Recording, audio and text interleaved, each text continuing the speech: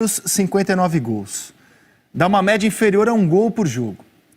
Nesse ano, foi o pior ano da história do São Paulo em termos de gols feitos. São Paulo nunca tinha feito tanto pouco gol em toda a sua história em jogos oficiais. E esse ano a média dobra. O São Paulo passa a ser um time efetivo, um time goleador, um time que não perdoa. Deixa a imagem do Pablo, centroavante, contratado para fazer a diferença no ano passado, e colocamos agora a imagem do Brenner, o garoto que está cuidando dos gols junto com o Luciano. Como é que a gente explica essa diferença bizarra de gols do São Paulo do ano passado para esse ano, hein? Quem começa? Vou começar contigo, PVC. Eu estou lembrando também a questão da metamorfose do Morumbi, né? No ano passado, o São Paulo, na soma de jogos que perdeu e empatou, a soma era maior do que o número de partidas que venceu na sua casa. E nesse ano perdeu 2 jogos só no Morumbi. É uma arma para o jogo contra o Grêmio na quarta-feira também. Passa por tudo isso, mas assim, não é matemático. Às vezes a gente se prende na questão dos técnicos e acaba podendo fugir de algumas coisas, mas passa também por isso. No ano passado o São Paulo começou com o Jardine, contratou o Cuca, mas ficou 2 meses com o Mancini como interino. Veio o Cuca, que ficou até setembro, então veio o Diniz. Você já imaginou você trabalhar numa empresa que cada 3 meses chega um chefe novo dizendo, então, aquilo que vocês estão fazendo ali, não é assim que a gente vai fazer, não. Nós vamos fazer tudo diferente. Claro que interfere. Basta dizer que a última vez que o São Paulo foi campeão brasileiro, em 2008, foi na penúltima vez em que teve um técnico por um ano inteiro. E que na última vez em que teve um técnico por um ano inteiro, 2014, Muricy, foi vice-campeão brasileiro. No ano passado ainda foi 6º lugar, com 4 treinadores em 12 meses. Luiz Roberto, vamos rodar aqui imagens da última vitória do São Paulo sobre o Fluminense no fim de semana, e eu quero uma explicação de vocês para esse time tão goleador em contrapartida com a equipe do ano passado, a equipe que foi a melhor defesa do Campeonato Brasileiro, mas que não marcava os gols que marca nesse ano, Luiz. Então, eu acho, Rizek, que a solução coletiva é a grande explicação para esse São Paulo que funciona tão bem. O São Paulo, ao longo desse período do Fernando Diniz, dentro da filosofia do Diniz, isso não tem é zero dúvida. O São Paulo, quando ele começa o jogo, você já sabe que ali tem um time que é dirigido pelo Fernando Diniz. E com peculiaridades que são, assim, prazerosas de serem acompanhadas, como é o caso do time que está jogando por dentro, quando está pressionado. Você está vendo aí, inclusive, aí vai sair o gol do Fred, né? Que isso é um fato raro. Normalmente os times tentam ser jogando pelos lados quando estão pressionados. E o Diniz treinou isso a exaustão, e o São Paulo consegue lances bem divertidos e legais, divertido no sentido bacana da palavra, para quem curte o futebol. Então é a solução coletiva, certamente. Agora, isso passa, Rizek, por jogadores que, na minha opinião, deram ao São Paulo uma condição técnica invejável. Certamente Brenner e Luciano estão entre esses jogadores. Você está vendo aí o cruzamento do Sara pro segundo gol do Brenner, depois da finalização do Vitor Bueno, né? No jogo do sábado à noite no Maracanã.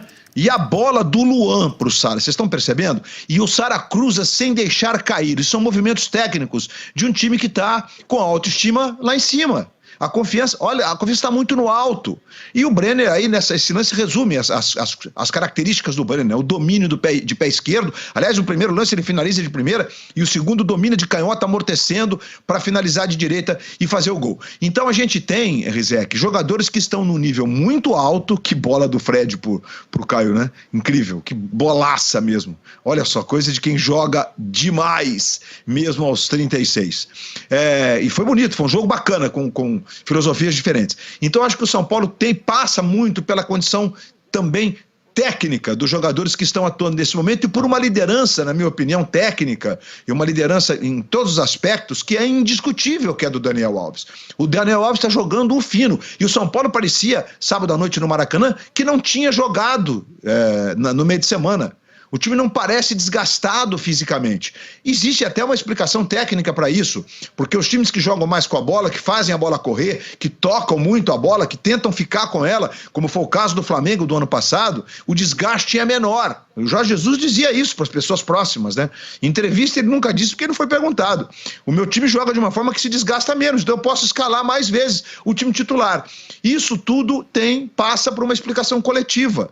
E o São Paulo, mesmo tendo poupado o Juan Fran, que defensivamente está num momento bem bacana, acho que a gente tem o melhor do Juan Fran nesse momento, né? Isso tudo conta muito. Né? Quando você tem todo mundo jogando muito bem, juntos, esses jogadores juntos, jogando muito bem, isso conta. Então acho que a explicação passa por aí. E claro, como disse o PVC, não adianta, se você quiser implementar uma filosofia e tiver isso como sua meta e não der tempo para isso acontecer, isso não vai acontecer.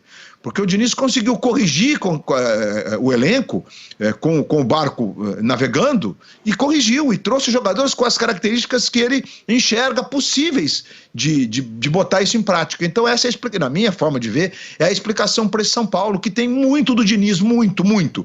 É absurdo, como o Corinthians tem do Mancini. E às vezes a gente desvaloriza o trabalho do técnico, e muita gente ainda reverbera aquela frase que a gente ouvia, eu pelo menos, né? Vocês não, vocês são jovens, nos anos 70, ali pro comecinho dos anos 80, de que técnico é só mais um que não ganha jogo, técnico não faz nada. Técnico faz sim.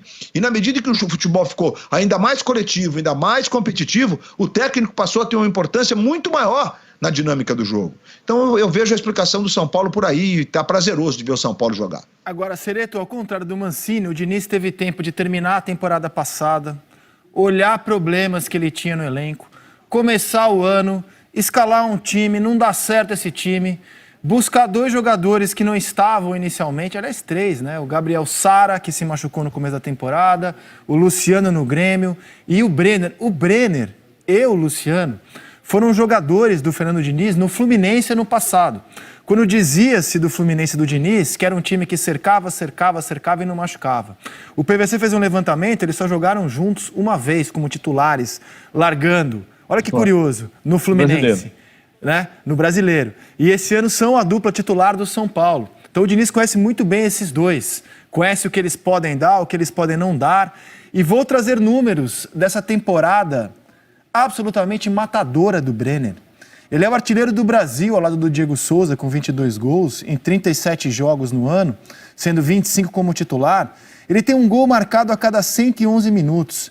E o Maracanã, então, é a casa dele. 5 gols em 3 jogos. Quando ele jogava num time que tinha o Maracanã como palco, ele não fazia tantos gols. No São Paulo, o Brenner, com o auxílio luxuoso do Luciano, é o rei do Maracanã, Carlos Cereto. E ele tem, como diz o Diniz, o carisma do gol, né? É impressionante a frieza que ele tem para fazer conclusão, e também o Diniz colocou, o que é sempre muito complicado na mesma frase, o Brenner e o Romário, né? Ele falou que ele lembra o Romário nessa questão da frieza do gol. É claro que não está comparando um jogador com o outro, mas ele quer dizer o seguinte, ó, ele perde um gol, mas ele não se abala com isso. Ele vai ter a frieza para no lance seguinte fazer a conclusão. E é difícil ele perder o gol como perdeu contra o Grêmio na Copa do Brasil, é muito difícil. Se tivesse uma segunda chance como teve contra o Grêmio na Copa do Brasil, certamente ele colocaria para dentro. Acho que essa questão coletiva é fundamental, é importante, mas tem 2 jogadores que do ponto de vista individual fazem muita diferença para botar a bola para dentro, o Brenner e o Luciano. O Luciano talvez tenha tido uma queda porque se machucou, né, e ainda não voltou na ponta dos cascos, mas o Brenner está dando conta do recado, a bola sobra e ele bota para dentro. É difícil um jogo em que o Brenner não resolva. Os times do Diniz sempre foram assim, de criar muito jogo, né, muito volume de jogo, muitas oportunidades, mas a bola não entrava. Quantas e quantas vezes a gente fez críticas aqui, mas o time cria, a bola não entra. Que adianta criar 200 vezes, 200 chances e não ter nenhuma chance, a bola não entrar, não ter nenhuma chance clara de gol. Agora, nesse São Paulo, o São Paulo desse momento, atual líder do Campeonato Brasileiro, com 7 pontos de diferença para o segundo colocado, está criando bastante, está fazendo volume de jogo e a bola está entrando, porque tem o Brenner para botar a bola para dentro, quando não é o Brenner, é o Luciano. Então o São Paulo está muito ajustado esse time do São Paulo.